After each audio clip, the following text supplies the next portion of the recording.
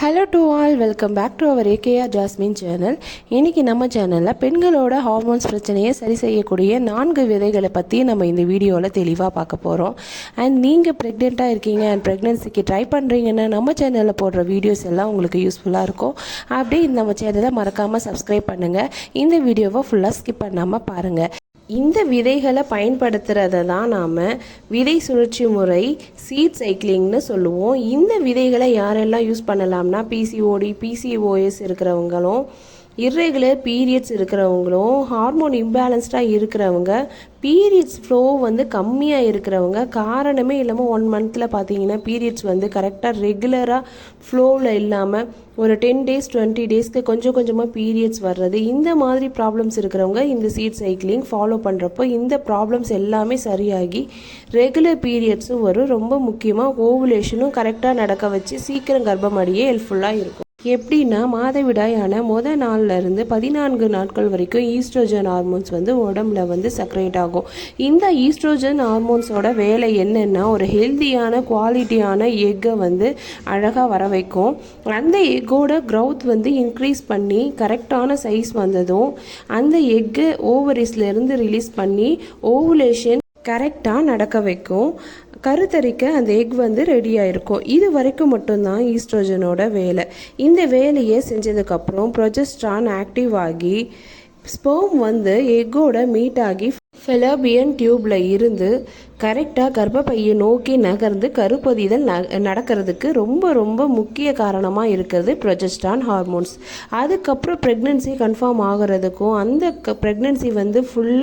Pregnancy ஃபுல்லாக miscarriage ஆகாமல் கருவை பாதுகாத்து வளர்கிறதுக்கு ரொம்ப ரொம்ப முக்கியமாக தேவைப்படுற ஹார்மோன்ஸ் ப்ரொஜெஸ்ட்ரான் ஹார்மோன்ஸ்.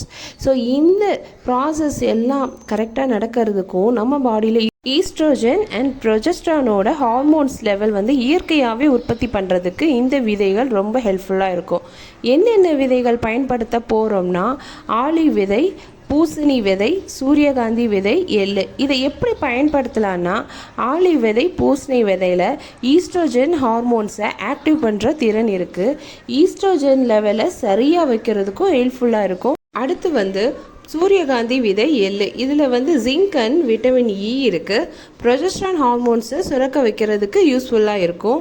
இது எப்படி எடுத்துக்கலான்னு நம்மளோட மாதவிடாய் சுழற்சிக்கு ஏற்ற மாதிரி இந்த விதைகளையும் மாற்றி மாற்றி சாப்பிடணும். பீரியட்ஸான ஃபஸ்ட் டேல இருந்து 14 நாட்கள் வரைக்கும் ஈஸ்ட்ரோஜன் தேவை. ஸோ இந்த ஆலிவ் விதை அண்ட் பூசணி விதைகளை எடுத்துக்கணும். இந்த 2 விதைகளையும் தனித்தனியாக ரோஸ்ட் பண்ணிக்கணும். ரோஸ்ட் பண்ணுறப்போ அடுப்பு ஸ்லோவில் வச்சு ரோஸ்ட் பண்ணுங்க. அண்ட் இதை ரோஸ்ட் பண்ணுறப்போ வெடிக்கும். ஸோ அதனால பிரச்சனை இல்லை, ஓரளவுக்கு ரோஸ்ட் பண்ணால் போதும். ஏன் இதை ரோஸ்ட் பண்ணணும்னா இது நீங்கள் எடுத்துக்கிட்ட அப்புறம் பேலன்ஸ் இருந்தால் கூட கெடாமல் இருக்கிறதுக்கு தான் இதை நம்ம ரோஸ்ட் பண்ணி யூஸ் பண்ண போகிறோம். ஸோ நீங்கள் யூஸ் பண்ணிவிட்டு மிச்சம் இருந்தால் கூட அதை ஃப்ரிட்ஜில் வச்சு கூட நீங்கள் நெக்ஸ்ட் மந்த் யூஸ் பண்ணிக்கலாம். ஸோ இந்த ஆலிவ் விதை பூசணி விதைகளில் நீங்கள் ரோஸ்ட் பண்ணிவிட்டு அப்படியே எடுத்துக்கிறதா இருந்தால் கூட எடுத்துக்கலாம். இல்லைன்னா இதை ரோஸ்ட் பண்ணிவிட்டு அரைச்சி கூட எடுத்துக்கிறதா இருந்தால் கூட எடுத்துக்கலாம். பட் ரோஸ்ட் பண்ணிவிட்டு ஆற வச்சுட்டு அப்புறம் மிக்சியில் அரைச்சி எடுத்து வச்சுக்கோங்க. இந்த 2 விதைகளையும் 14 நாட்கள் வரைக்கும் மட்டும் எடுத்தால் போதும். அண்ட் அப்புறம் 15வது நாட்கள்லேருந்து இந்த சூரியகாந்தி விதையும் அண்ட் எள்ளையும் எடுத்துக்கணும்.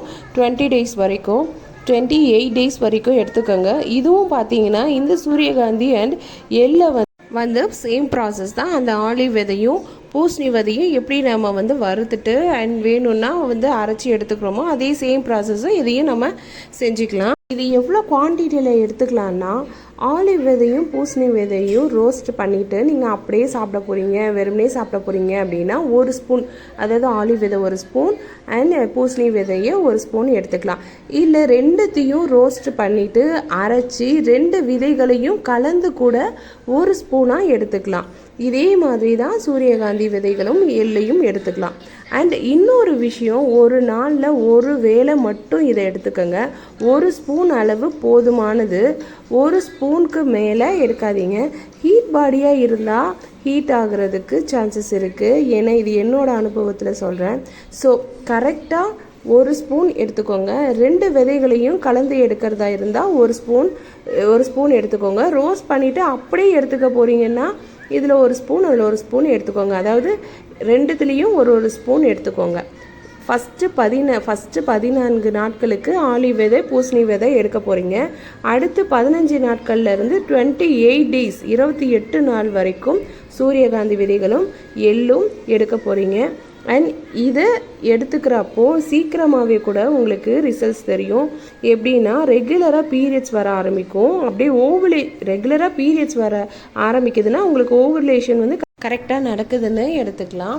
ஸோ இந்த விதைகளை வந்து நீங்கள் 1 ஸ்பூன் எடுக்கிறீங்கன்னா வெறுமனே சாப்பிட போகிறீங்கன்னாக்கா 1 ஸ்பூன் சாப்பிட்டு கூட நீங்கள் தண்ணி குடிச்சிக்கலாம். பட் இதை பாலில் மிக்ஸ் பண்ணி மட்டும் சாப்பிட வேண்டாம்.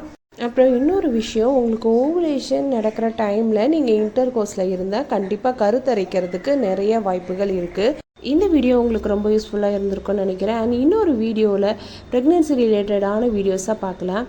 அண்ட் இந்த வீடியோவில் ஏதாவது உங்களுக்கு டவுட் இருந்தால் கமெண்ட் பாக்ஸில் கமெண்ட் பண்ணுங்கள், ரிப்ளை பண்ணுறேன். அண்ட் நம்ம சேனலை பிடிச்சிருந்தா லைக் பண்ணுங்கள், ஷேர் பண்ணுங்கள், சப்ஸ்கிரைப் பண்ணுங்கள். தேங்க்யூ.